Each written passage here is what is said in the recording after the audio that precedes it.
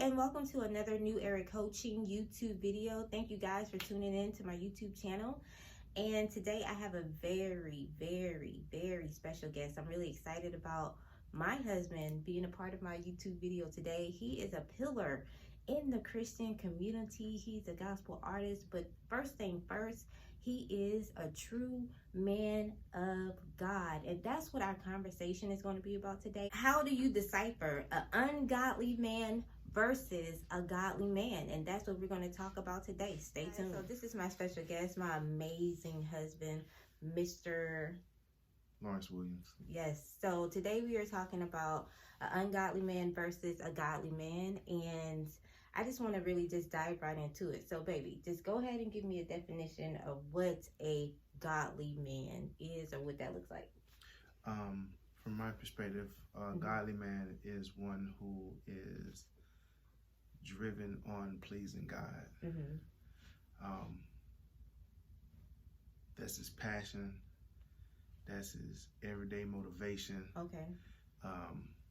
That's everything that he's trying to project. Is his relationship with Lord. His personal relationship. His personal relationship. So the personal relationship you should be able to see it on a day-to-day. Right. And so, I mean, for people who don't really understand that, what do that really look like on a day-to-day? So for a godly man, because we really need to know what that looks like. Well, I don't think that we can actually specify as to this is what it is and this is what it looks like, but we can always say that these certain things would be in a certain caliber, meaning that if you are forgiving, if something happens at work, you don't flip out. You know what I'm saying? When you walk in the morning, you say good morning to everyone. You bring a certain light. You know what I'm saying? Your vibe, because once you spend that quality time in your personal space in the morning, it's kind of hard to leave from that and be something totally different. If you remember any time in the Bible, anyone that had any kind of encounter with God, they always left different. You always left different. So if you woke up in the morning and you got before the Lord and then you started your day, everyone that you have an encounter with is going to reap the encounter that you had with God.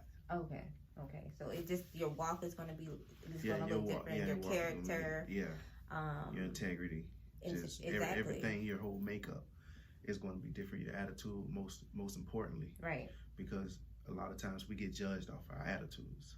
True. And true. We get judged off our attitudes a lot. So you should be able to see that when a person passes you or speak to you or just encounter you at work, even if you don't have a personal relationship with them, they should be able to know that it's something different about this person. Right. Okay, so we talked about what a godly man is. Can we talk a little bit about what a godly man, I'm sorry, not a godly man, but an ungodly man is?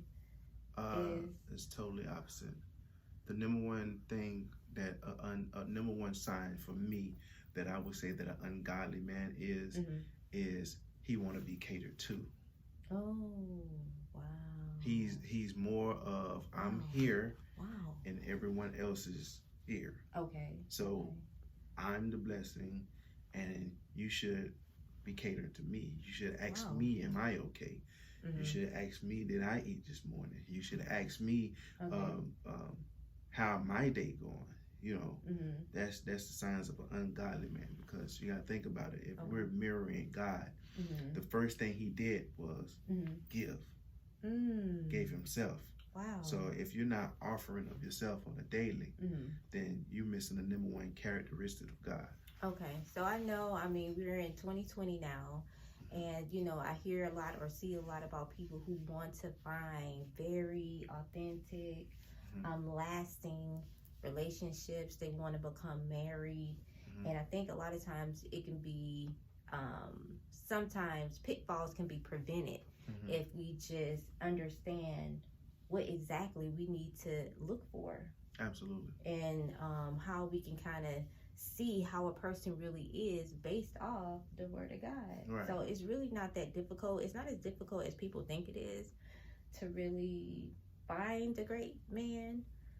Because all you have to do is just see if he's mirroring God. Right. And if that is not the case, then of course that is not the person that you should be considering for marriage. But it's very vital that you touched on that. Okay. Because a coach that played football, he's able to spot a potential good player. Okay. Because he's that. Okay.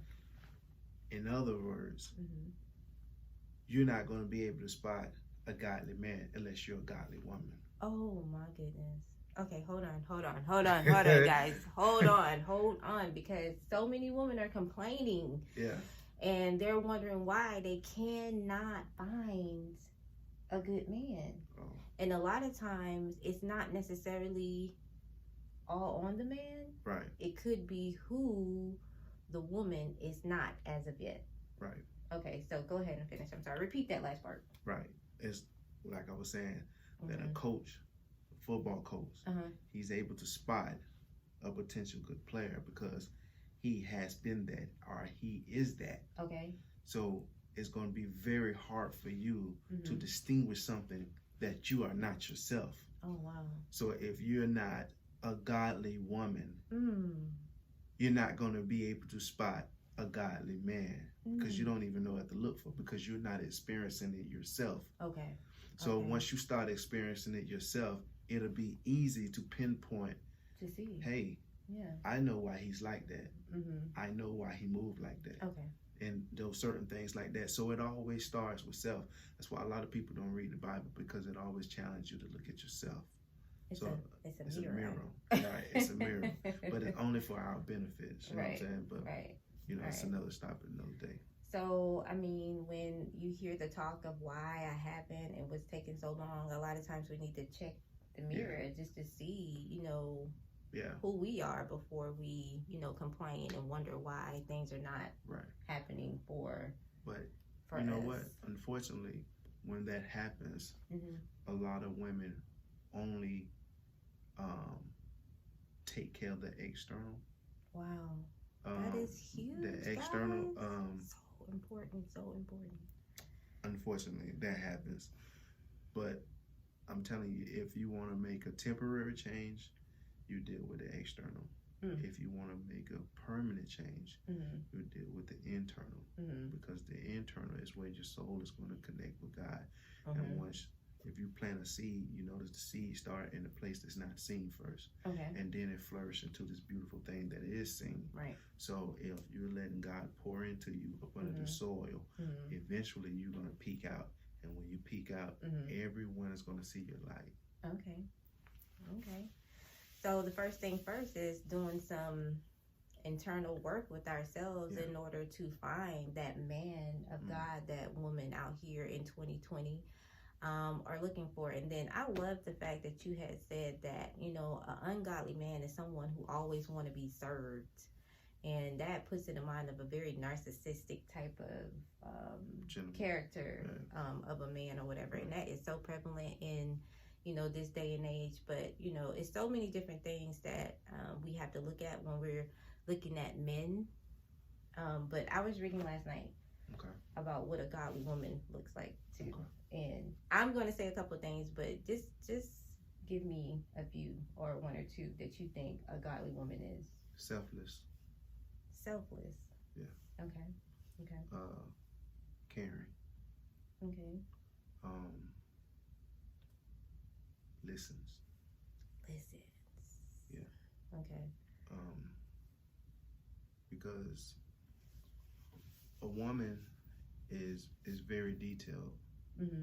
So if she listened and gathered all the details, she know how to go and pray about those things and see an actual result versus taking nits and bits. Mature. I agree with all those. And then to piggyback off the listening one is, in order to be a listener, that means that you have to be quiet. And so that was one of the things that I had read. Oh, really? Yeah. Oh, wow. I didn't even know you read that. So. That she had to be very quiet and slow to speech. And then she's not a person that's a part of gossip and mess. She's not involved in those things. It's funny you say that, because in the scriptures when it talks about the things God hate. God put murder and gossiping like in the same sentence. Wow. So it's like that's huge. It's like he doesn't look at it any more different, because you got to remember that the scripture also says when you talk about a homeless person, when you're talking down on them, you're talking about their maker. So when you're gossiping, you're talking about their people, maker. but actually in reality you're talking about their maker, which is God, which is all about maker. So we shouldn't gossip about people. Yeah, and a godly woman is not a part of anything like that. She's a great listener. She's very slow to speech. And one thing that I read that the society is not really on right now is she, like we were talking about before, she focused on her internal. So many of us focus on our external, but what I was reading in the Bible last night, it said that that's not what her priority is at all. That she's not in the mirror worried about how her hair looks and, trying to make sure her body's all snatched and all that stuff that we do. Not saying that you can't be healthy and look great. That's not what I'm saying. But that is not her top priority. That means that she's not going to surgeons to try to aim for perfection. Man, they're not going to like this. That's the Bible. But go ahead. She's not going to surgeons trying to aim for perfection, because her focus is on pleasing God and then pleasing her husband by being submissive. And I mean, we can go on and on about that, but we're not going to go too much into it. But we just kind of wanted to touch bases on how to get a godly man and godly woman, but not only to get it, but how to keep it. You know what I'm saying? How to keep lasting relationships, because a lot of times people get in relationships and they don't last, and they wonder why certain relationships last and why certain relationships don't. And the key is, number one, do you have God in your relationship? You know what I mean? And are you equally yoked? When you meet this person, are you guys equally yoked? If not, it is not going to work. I don't care how much money you got. Absolutely. How much y'all look good together. You know what I'm saying? Y'all take really cute pictures. But if you take really cute pictures. Yeah, but if you're not equally yoked, it's not going to work. But you have to know that God has to be involved, and then you have to know what to look for in a man and what to look for in a woman. And we just wanted to give you guys some key pointers. We're not going to keep you too long, because we it's turning into a long video. But anything else you want to say before we let them go? You reap what you sow. You reap what you sow. What that mean? That if you're not reaping good, you can't expect good.